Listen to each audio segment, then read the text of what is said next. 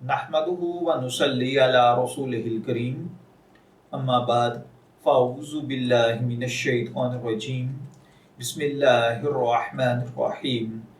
अस्सलामु अलैकुम dear viewers, आपके favourite Islamic informative channel Shaoor info से मैं हूं प्रोफेसर शब्बीर अहमद। हमारा आज का टॉपिक है, क्या फजर के बाद कुर्बानी कर सकते हैं या नहीं।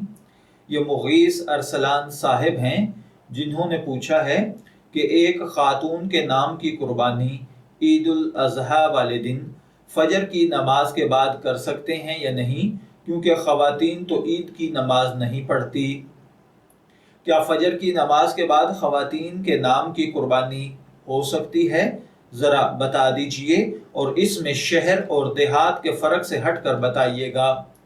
तो देखिए भाइयों और बहनों, कुर्बानी के मसाइल और अहकाम में मर्द और औरत के माबैन कोई फ़र्क नहीं है। लिहाजा वो खातून जो शहर की रिहायशी हो, अगर वो शहर में ही कुर्बानी करना चाहती हो तो उसकी तरफ से नमाज ईद से कबल कुर्बानी करना शरन दुरुस्त नहीं होगा, बल्कि उसकी तरफ से भी कुर्बानी नमाज ईद के बाद करना ज़रूरी है।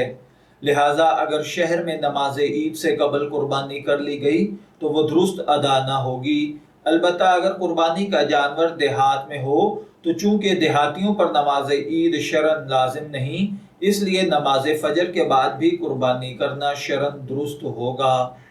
मैं दुआगो हूँ कि अल्लाह ताला हमें इन बातों को समझकर इनके मुताबिक अमल करने की तौफीक अता फरमाए।